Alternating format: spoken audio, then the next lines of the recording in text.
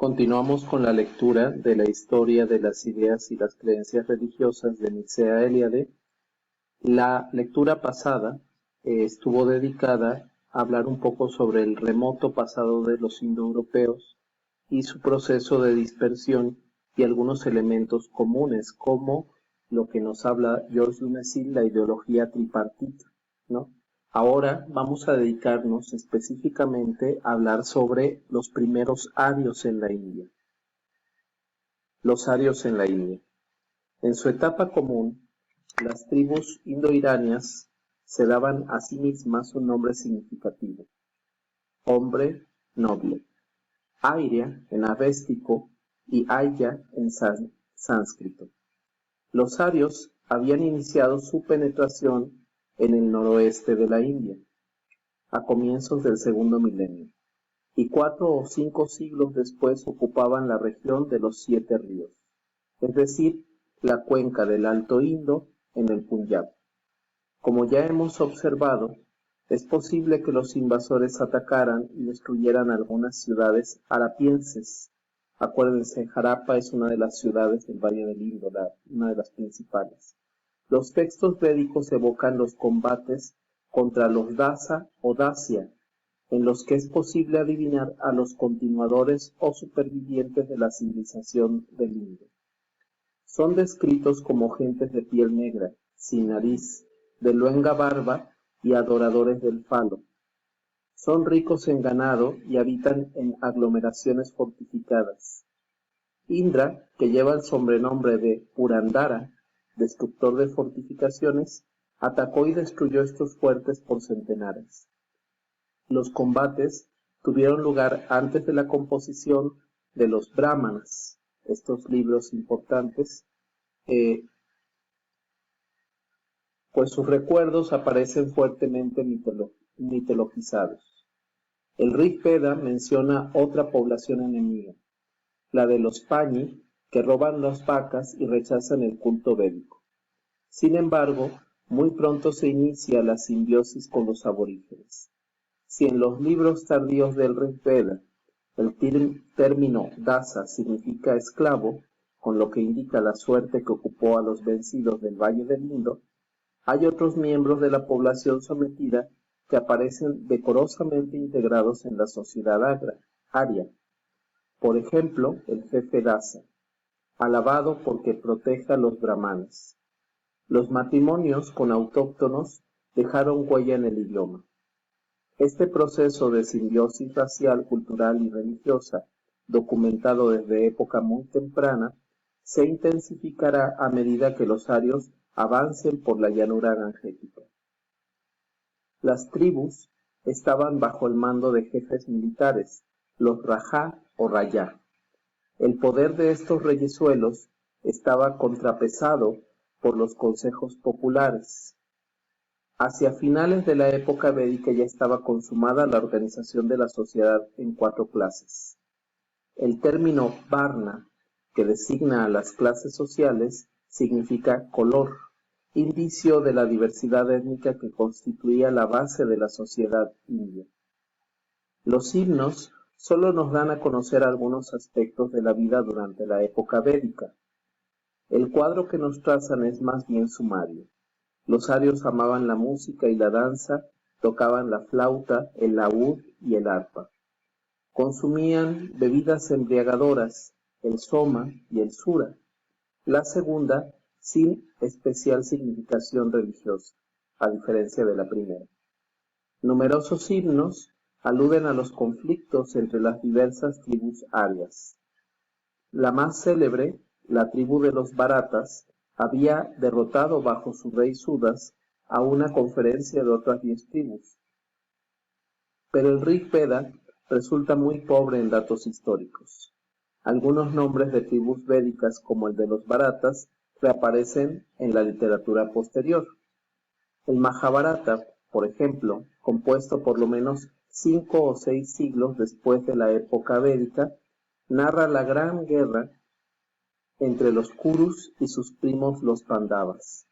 Según la tradición conservada en los Puranas, otro libro sagrado, Esta guerra había tenido lugar hacia el año 1400 a.C. en la región de Madiadesa, en el centro de la península, lo que significa que los arios habían penetrado ya más allá del Ganges. Por la época en que fue redactado el gran tratado teológico Satapatha Brahmana, entre los años 1800 a.C. aproximadamente, las provincias de Kosala y Videha ya estaban arianizadas. Por su parte, el Raimana demuestra que la influencia aria se había extendido hacia el sur. Del mismo modo que fueron mitologizados los adversarios de los arios, metamorfoseados en demonios o hechiceros, también se transfiguraron las batallas que se libraron en el curso de la conquista, o más exactamente, se asimilaron a los combates de los dioses, como es el caso del combate de Indra contra Vritra y otros seres demoníacos.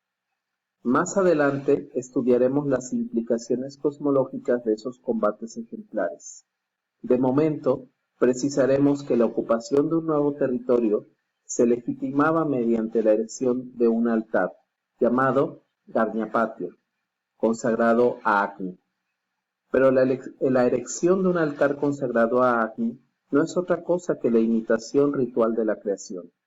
Dicho de otro modo, el territorio ocupado se transforma previamente del caos al cosmos.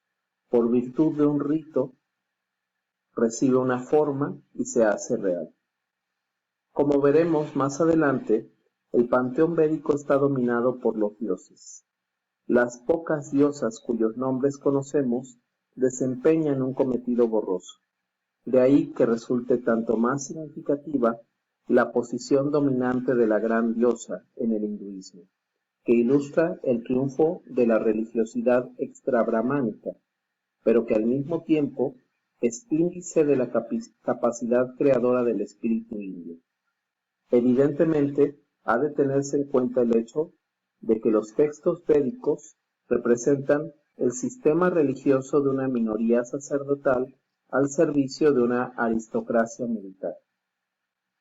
La capacidad creadora del espíritu indio que acabamos de evocar se manifiesta sobre todo en el proceso de simbiosis, de asimilación y revalorización que condujo a la arianización de la India y más adelante a su hinduización, porque este proceso varias veces milenario se realiza en diálogo con el sistema religioso elaborado por los brahmanes sobre la base de la revelación védica.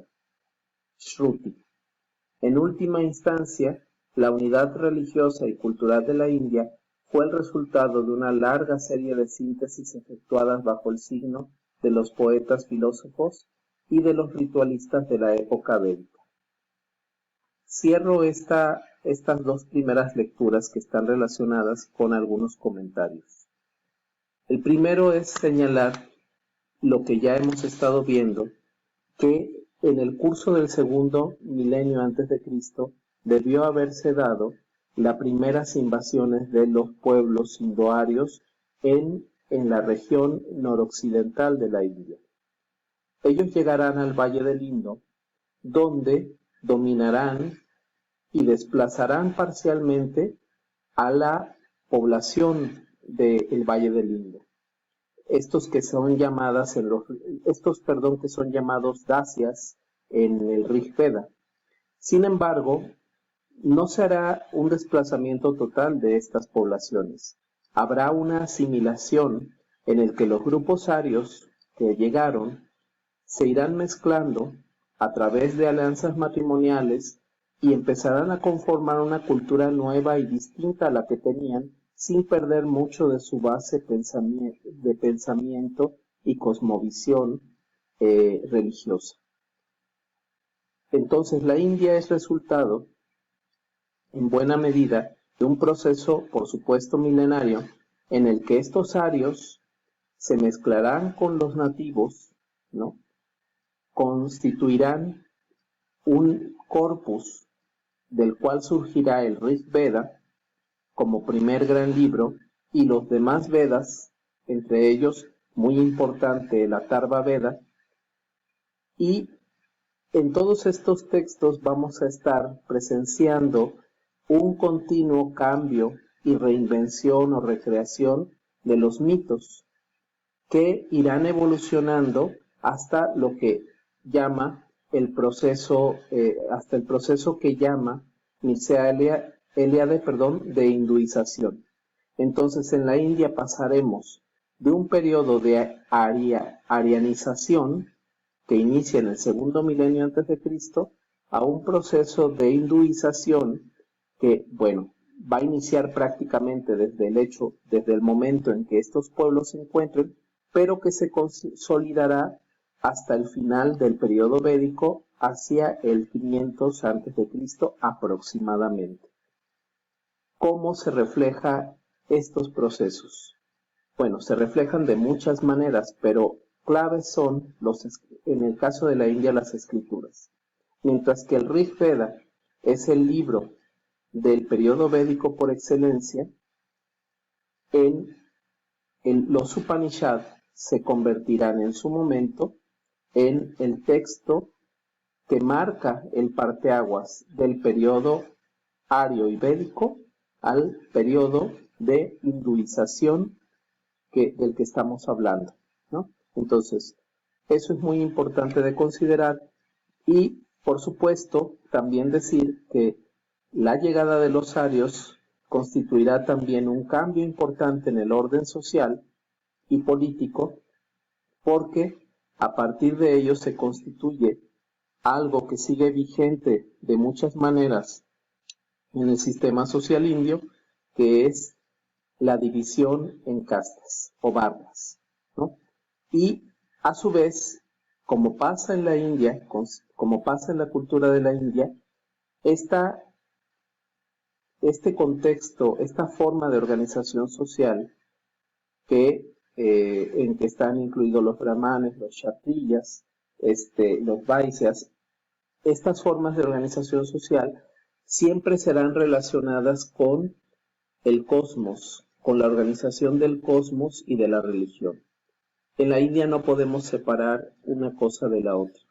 Ambas están indisolublemente ligadas y es por eso que los pueblos arios de la India constituirán una cultura original que, aunque, como lo vemos en la lectura 1, tiene elementos que la pueden relacionar con la cultura de los indoeuropeos de Roma, es decir, los latinos, o con la cultura de los indoeuropeos de Grecia, o con la cultura más cercana de los indoeuropeos de Irán, ¿sí? Logrará hacer una síntesis propia que prácticamente eso es lo que harán los pueblos indoeuropeos que los hace muy exitosos. Compartirán bases comunes muy lejanas, pero serán capaces de reinventar y crear nuevas y muy vigorosas culturas en casi todos los lugares a los cuales arriben. Con esto terminamos esta parte de la lectura dedicada a los indoeuropeos y los arios en la India. Continuamos en los siguientes videos con los temas subsecuentes. Gracias.